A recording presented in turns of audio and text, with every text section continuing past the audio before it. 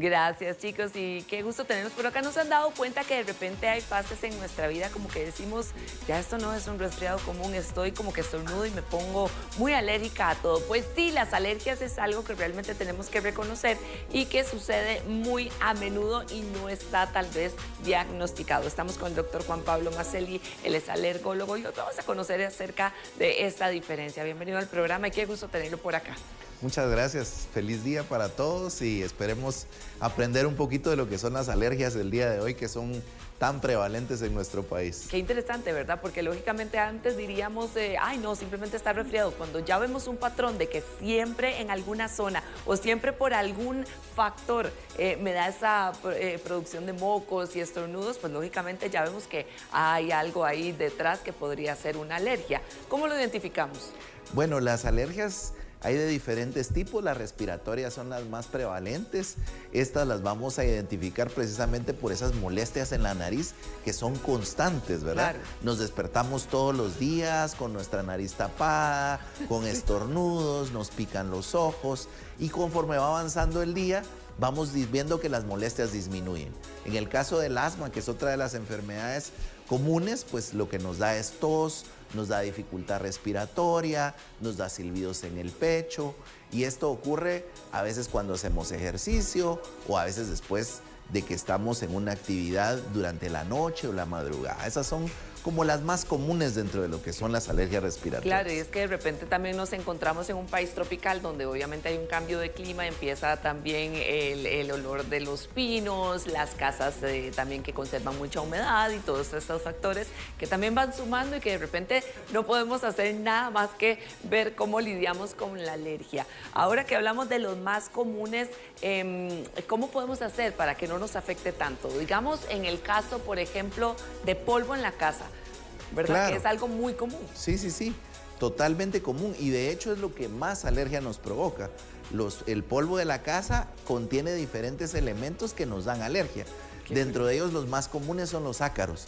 Los ácaros son arañas microscópicas que se alimentan del cabello y de la piel que uno naturalmente descama.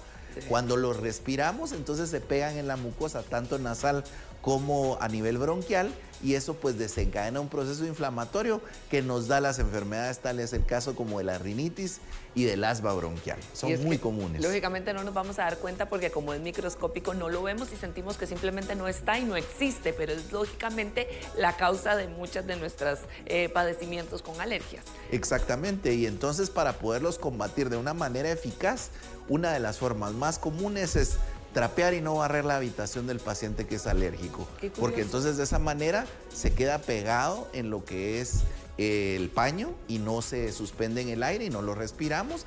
Y la otra es la aspiración, la aspiración de todo el material que es acolchado, particularmente las almohadas, los colchones, los sofás, y por eso evitamos un poco el uso de los peluches en los niños, ¿verdad?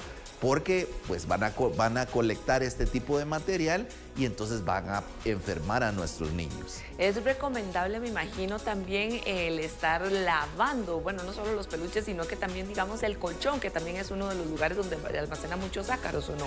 El problema con el lavado, que no es tan efectivo, es que guarda humedad. Y entonces nos vamos al segundo problema, que serían los mohos de la humedad del ambiente. Sí. Y es que Guatemala, al ser un país tropical, vemos que hay colecciones de humedad en muchas de las casas, manchas que aparecen, esas manchas de color verde, negro o blanco, y entonces ese ambiente de húmedo lo podemos dejar adentro de un colchón si lo estamos lavando. Tendría que ser un lavado en seco y de preferencia un aspirado. Eso nos funcionaría mejor. Nos ofrecen hoy en día muchas opciones para combatir el moho, sobre todo en las paredes, pero también llega a impregnarse en la ropa y nosotros de repente, ¡ay!, lo dejamos pasar y vámonos y nos ponemos la situación así y no nos damos cuenta que podemos empeorar nuestra condición o la de alguien que está a nuestro alrededor.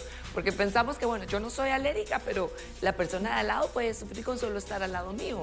Por supuesto, y es que uno de los problemas es que como tenemos tanta variabilidad en el clima, algunas de las prendas no las utilizamos todo el tiempo. Por supuesto. Las dejamos por muchos meses en nuestro closet. Sí. Y ahí se llenan de polvo y en el peor de los casos se llenan de moho.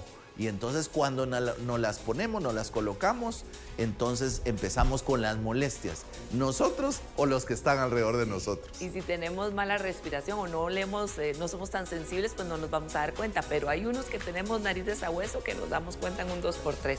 Doctor, también estoy viendo que otro de los factores puede ser las mascotas o dormir con nuestros favoritos. ¿Qué pasa con este tema? Bueno, ese es un tema que es cada vez más polémico y por supuesto que es complicado porque las mascotas pues son parte de la familia, es como actualmente pues se suscita, pero el que duerman directamente con nosotros en la cama no es tan buena idea. Okay. ¿Y por qué no es tan buena idea? Porque también nos podemos volver alérgicos a ellos, principalmente a las caspas y a las salivas de las mascotas, pero porque ellos descaman también cabello y descaman también piel. Y eso se lo come el ácaro. Entonces, donde hay mascotas que duermen en la habitación, hay más cantidad de ácaros y eso es lo que más alergia provoca. Entonces, si vamos a tener mascotas que entran a la habitación, tenemos que ser mucho más rigurosos con la limpieza e insisto, con la aspiración. Y justo le iba a preguntar si esto afecta, aunque yo tenga el cuidado de estarlos bañando y tener, es igual que uno se baña todos los días, igual lógicamente tenemos la misma probabilidad y riesgo de tener pues algún tipo de alergia. Mucha gente le echa la culpa también a los gatos, y ay no, es que yo soy realérgica a los gatos y solo veo uno y ya sé que por aquí anda porque tengo picazón de nariz.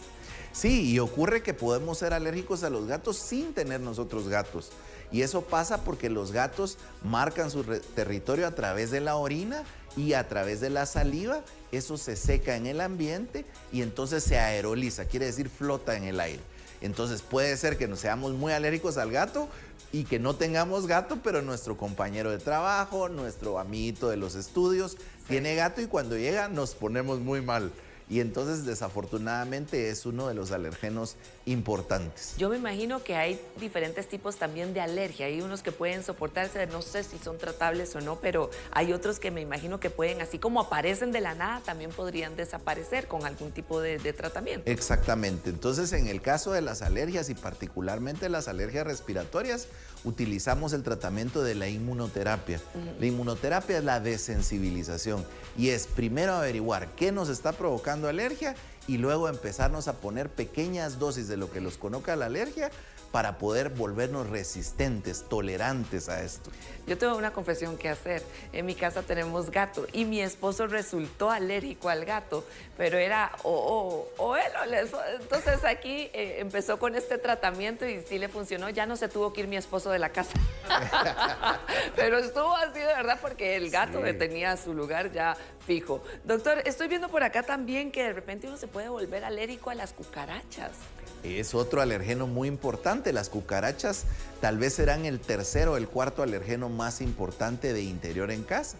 Y estas desafortunadamente pues viven en los diferentes espacios de casa y no es, digamos, el insecto que va caminando el que nos da alergia, sino que nos da alergia cuando se muere y se queda en algún rincón de la casa.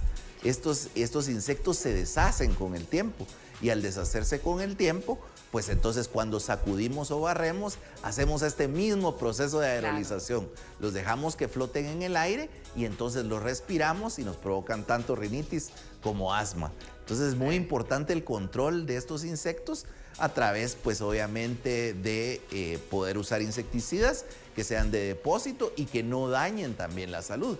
Sí. Porque también estar usando insecticidas que no son adecuados todo el tiempo, pues obviamente nos puede traer otros problemas de salud que no queremos. Bien interesante este tema, la cantidad de cositas que hemos estado encontrando que de repente conocíamos o identificábamos, pero no le habíamos puesto el nombre. Si usted también se siente que es una persona alérgica, ya sabe, hay muchísimas opciones de poder contrarrestar pues el que usted esté expuesto en su casa o en algún lugar donde siempre le da alergia. Y también, como bien lo mencionaba el doctor, pues hay unos tratamientos muy buenos de inmunoterapia que definitivamente, si usted tiene que seguir conviviendo con ese tipo de situaciones, pues también puede optar por ellos. Gracias, doctor. Muy divertida, gracias, muy entretenida y sobre todo muy informativa la entrevista con usted.